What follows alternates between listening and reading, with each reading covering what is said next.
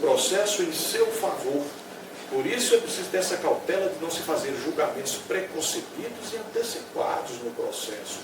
É necessário ouvir as partes, fazer a coleta de instrução dos meios probatórios para que até o trânsito em julgado da sentença do juiz, que ainda pode se submeter a recursos, esta sentença pode ser reformada por tribunais, porque o juiz não é o senhor, dono absoluto da razão, e até o trânsito, então, dessa sentença, essa sentença ainda pode ser alterada.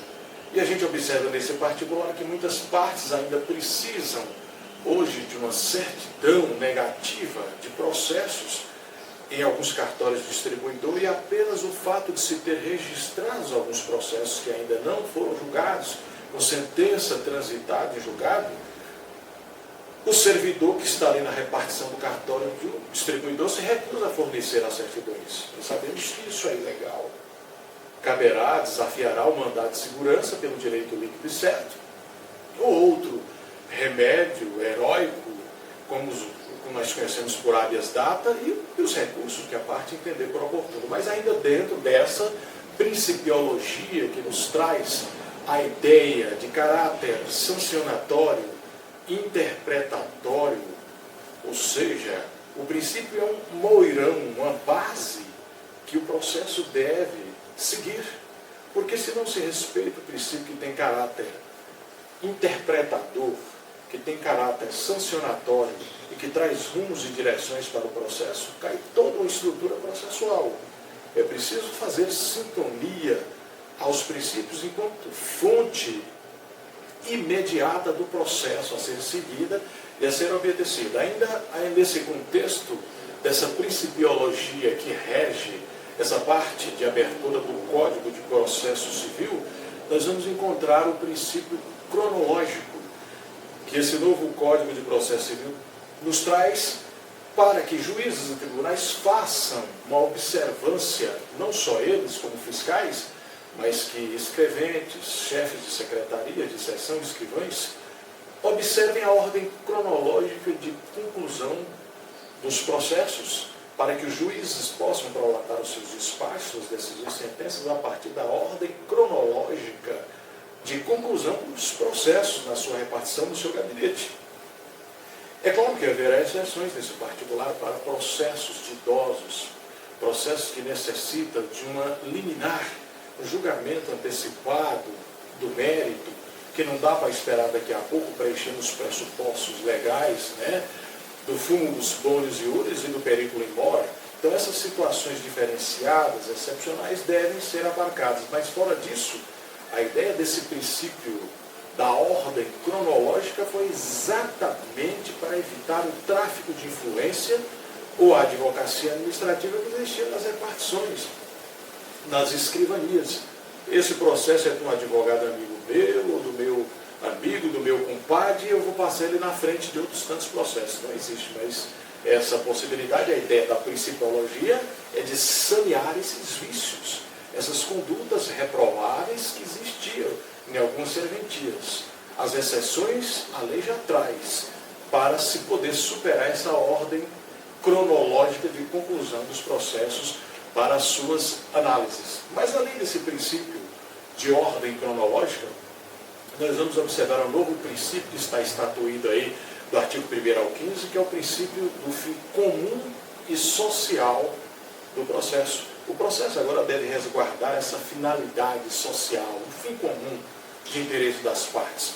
O legislador, portanto, ele vai dialogar com a principiologia que existia apenas para o direito administrativo, onde trazia a previsão de que, para o direito administrativo, para as suas práticas administrativas, a administração pública deveria obedecer uma principiologia como razoabilidade, proporcionalidade, eficiência, publicidade e legalidade.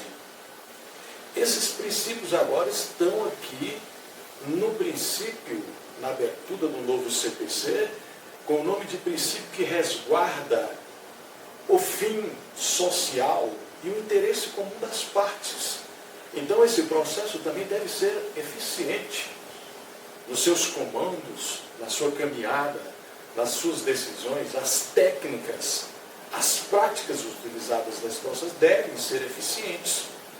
E mais do que isso, além de eficiência, as técnicas devem resguardar uma proporcionalidade e razoabilidade dos meios e mecanismos utilizados para evitar o excesso, o gasto.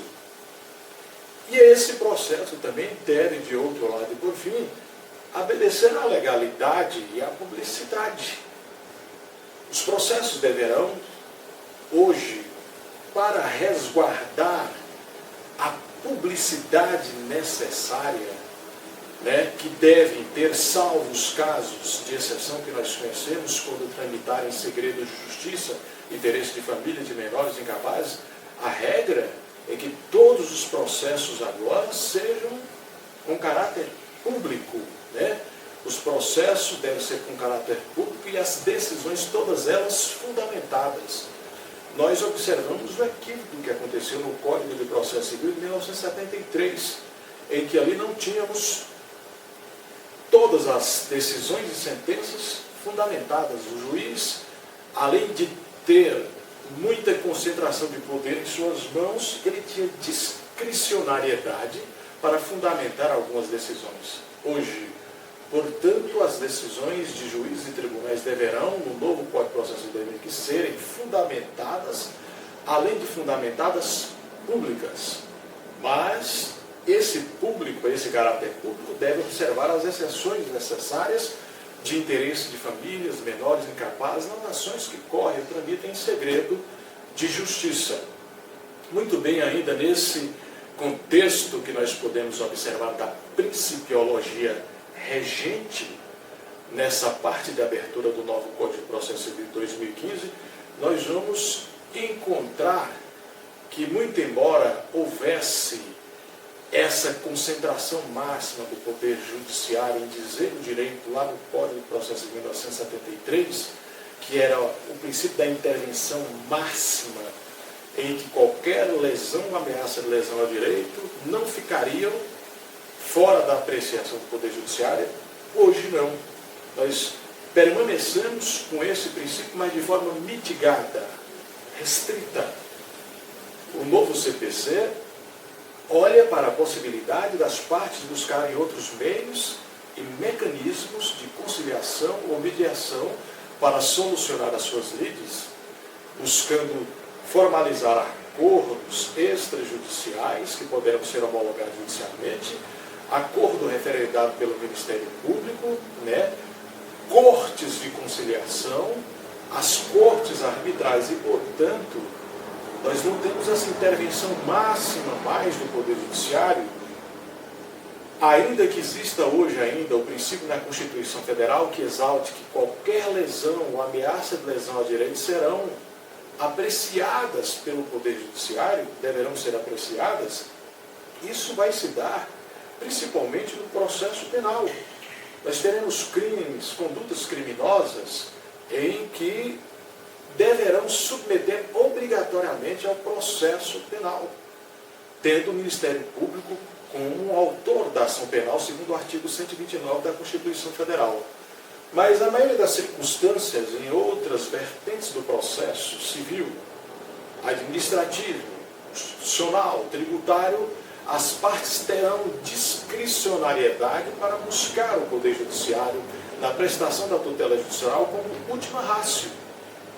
É essa a caminhada. Então, portanto, esse princípio da intervenção e controle máximo na prestação da tutela judicial, representando que qualquer lesão ou ameaça de lesão ao direito serão submetidas à apreciação do Poder Judiciário, está mitigado. Haveremos de ter muitas circunstâncias processuais, mormente, na vertente penal, em que, obrigatoriamente, essas relações processuais deverão caminhar e ser analisadas pelo Poder Judiciário. Mas a maioria das circunstâncias processuais civis, administrativas, tributárias e outras tantas vertentes que nós conhecemos processuais, estão dando e trazendo essa discricionariedade para as partes. E é assim que devemos interpretar hoje este princípio, portanto, da intervenção máxima, que hoje está mitigado aqui nessa esfera principiológica processual. Muito bem, caminhando ainda neste universo desses princípios que estão aí na abertura do nosso Código de Processo Civil de 2015, nós vamos encontrar o princípio da boa-fé. O princípio da boa-fé vem para sanear, evitar vícios pontuais de partes e advogados que buscavam tirar proveito da relação processual para qualquer interesse. Por exemplo, procrastinando o andamento do processo, arrolando diversas testemunhas, utilizando práticas processuais sem nenhum interesse, nenhum fundamento, apenas com a finalidade de procrastinar o andamento do processo. Os juízes hoje estão como fiscais do processo para fiscalizar e reconhecer a litigância de má-fé das partes, aplicando severas multas para dissuadir essas práticas, tão corriqueiras, tão costumeiras de partes que achavam que poderiam ganhar o processo pelo cansaço da outra parte, utilizando de meios e mecanismos procrastinatórios, como a vala recursal, como as práticas processuais de enrolar, de arrolar várias testemunhas em diversas partes localizadas do país, ou de utilizar de meios ou produção de provas que não teria nenhuma significância dentro do processo, mas que iria repercutir definitivamente no bom andamento do processo. Então, há o princípio da boa-fé que exige que as partes ajam de forma leal e honesta dentro do processo.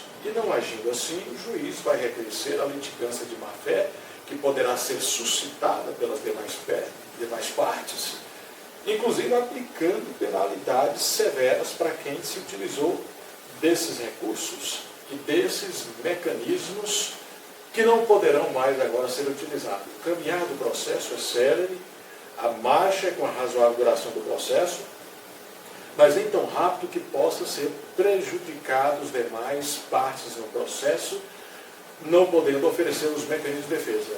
O artigo 1º, ou a primeira parte nessa principiologia, nos diz da iniciativa, do princípio da iniciativa e do impulso oficial.